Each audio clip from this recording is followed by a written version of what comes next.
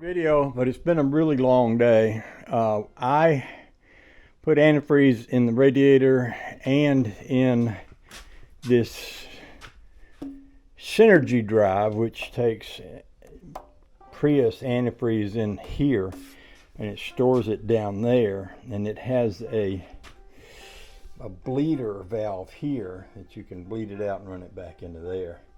And then this radiator is on here with the air conditioning condenser and the fan. Now yesterday at the end of the day I discovered that the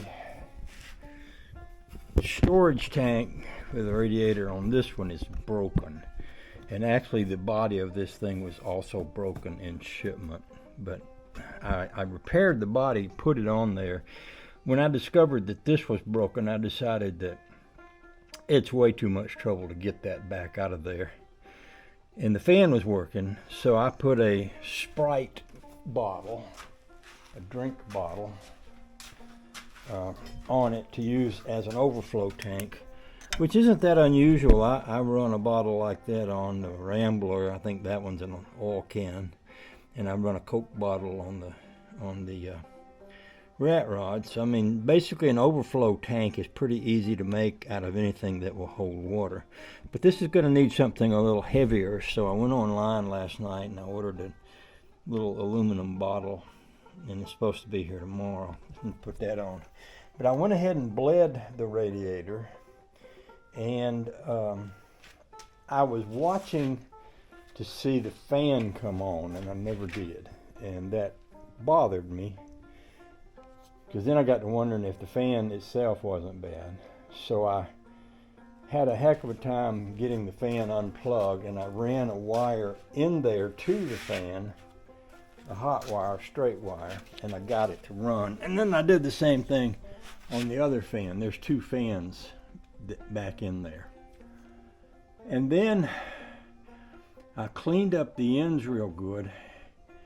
And I just felt like I wasn't sure it was going to make a good contact. So I made a little cut in the wire that goes to one of the fans, and I touched a hot wire and a ground to it to make sure it was working. But then I wasn't sure if it was going to stay connected, so I hooked this little yellow wire to that wire, ran it out here, tested it after it was all in there to make sure that the fan was working and that the wire and the plug-in were all working. Now, there may be something else with this car, electrical, that has to do with that. You know, because if you think about it, this car's been in a crash, and I'm sure there's a fuse in here that goes to that, and I'm sure there's a relay and a sending unit. In fact, I know there's a sending unit. I think it's over here on the bottom of the radiator. It goes into a temperature gauge. It may not be a sending unit, it just may be a gauge. But anyway, I spent the whole day messing with that. And then, when I finally got to the point where I was satisfied with that, I went to put the headlights on. Well, I had a hard time getting this left headlight to fit in there. But I did get it on there. And I got the right one on there. But then when I closed the hood down, the hood, just like I was thinking it was going to do, on the hood latch, it's about an inch to about 3/4 of an inch moved over to the left from where it needs to come down into the hood latch. And it's the same way up here. You can tell that the hood is a little bit closer to the left fender than the right fender. Not the hood. Yeah, the hood. The headlight. The headlight goes right here. On this car, the headlight is like part of the body. So it sits right here. The hood sits inside of that. And on this one, the hood sits about an inch that way. And I was hoping this was adjustable, but it doesn't seem that it is. And I was hoping that I could adjust these little hood bolts, kind of like you can on the Rambler, but it doesn't seem like you can. So right now I need to put the headlights back in it, and I need to adjust the hood to fit the hood latch. And the hood latch is broken. So I ordered a new hood latch, and that's supposed to be here tomorrow. So my thinking is, okay, when I get my hood latch cable, I'll put it all back together, because I don't want to close the hood on that if the hood latch isn't there and I'm not able to use that. So that's kind of where I'm ending up at today. And I feel like I probably need to walk away from it. I'm going to put the battery, the cranking battery on this one on a battery tender overnight because it runs itself down. Because I'm afraid to close the trunk. If you close the trunk and the battery goes dead, you can't get the trunk open without jumping the car off, and the battery's in the trunk. So what I'll probably do is run down there and get a battery tender, put it on the Toyota cranking battery, which is back here over there in the right fender, and then just leave it till tomorrow and come back to it then and focus on the headlight and the hood. I've also got to replace this light which got broken in the crash, and I think other than replacing the light, I think there's going to be a new bumper for this, and I think the new bumper will cover this up. So I guess that'll be all that's left to do. If I can get the hood latch to work, and what I may do with the hood latch is mount it.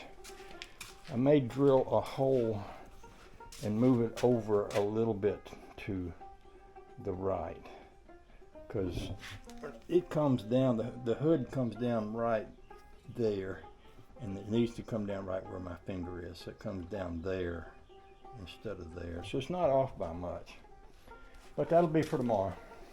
Thanks for hanging out with me. Like I say, I didn't really make a lot of videos today. I was just sort of tensely and intensely involved in this all day, so I just never got to a place where I could turn it loose, I guess. Okay, I'll see you all in the morning. Hope you have a good night. I'll pray for you. You pray for me. We all need all the help we can get.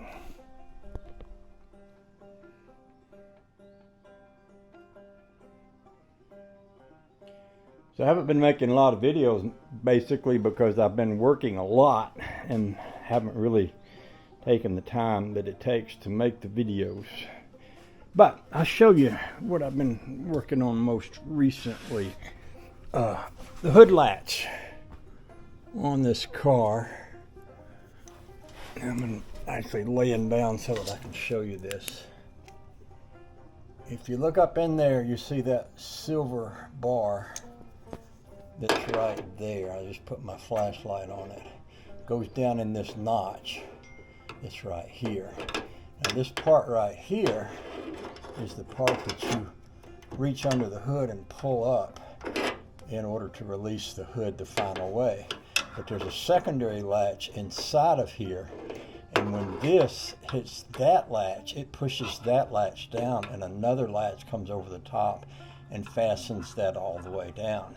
And when you pull your hood release from inside the car, you release the first latch. The secondary latch you have to release with your hands when you come out here. Now on this car, this latch wasn't lining up with this hood pin, and the hood pin wasn't adjustable, and the back corners of the hood wasn't adjustable.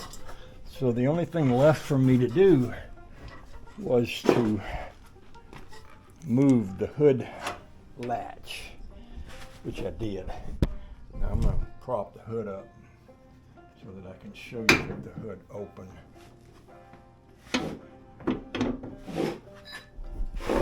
Okay, so now we're inside. Here's the front of the car, here's the hood latch. If you look over in here, and if you look up here, this will come down, and right now it goes all the way down and it touches this. Now I'm going to kind of turn you upside down for this part, but if you see there's a little hook right here. Well, that's the hook. When this mashes down, this is a lot like a door latch on a car. When that pin mashes this down, this comes over the top and it locks on top of that, and that's what holds your hood closed. Now there's a wire here that runs, and mine's broken,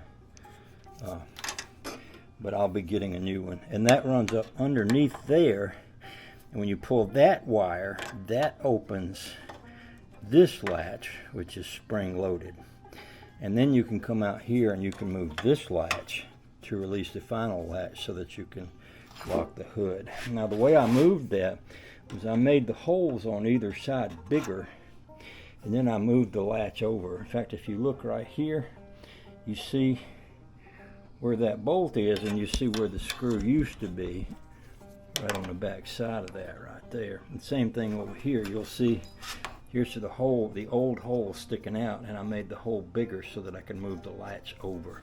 So that's how I moved that hood latch.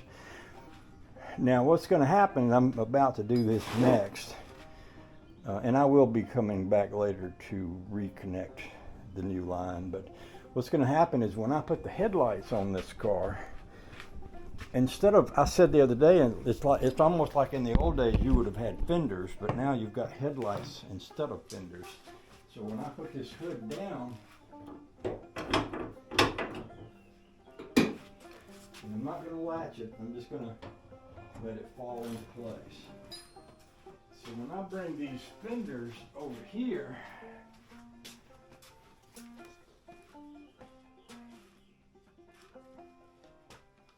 I'm probably going to have to raise that so you can see what I'm doing.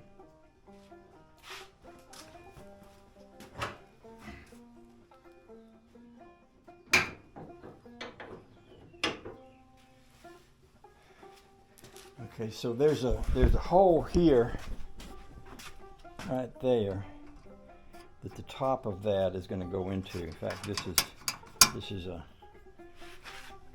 bolt, and there's a hole right here. Now that's what's going to go in the top of that.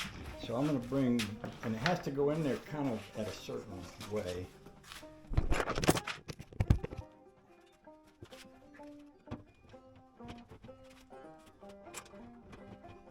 I'm going to go ahead and show you this too. So underneath that headlight, well, for one thing, all these wires here that I was messing with yesterday that have to do with the fan and everything, well, all that stuff is under here. In fact, the fuse box is right here. But you see this cross member right here? Well, this is the cross member that I put in this car, and it actually is embraced by this headlight. See this different colored stuff? Well, this is plastic, and this is plastic, and this is the headlight, the inside of the headlight going over that piece. I'm going to show you from the back side of the headlight here, if I can.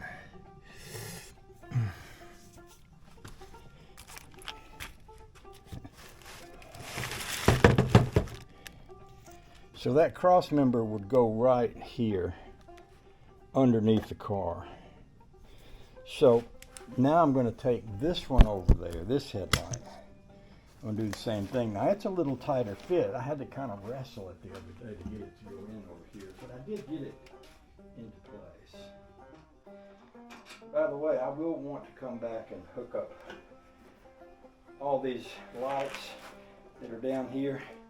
Those will all be hooked in the back of this. But for now, just for the sake of this video and showing you what I'm doing here, I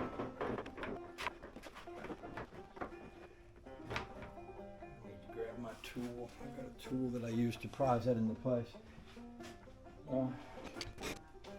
Also, one thing about that light is it may not work, and it may not have enough fastening points left on the back of it, because there's several places where that light's been broken.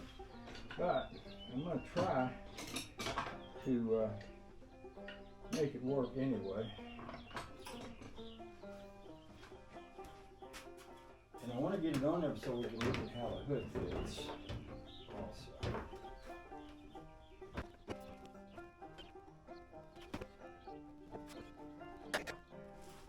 So now that's where it's going to go, but the reason I want to put that on there is so that you can see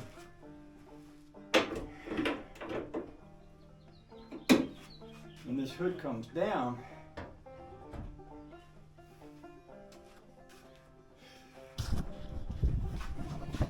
okay, over here you've got this big of a crack. I could just about stick the tip of my finger into that. Over here, it's very similar, except that I can stick a lot more of my finger. In fact, I can stick all my fingers in here.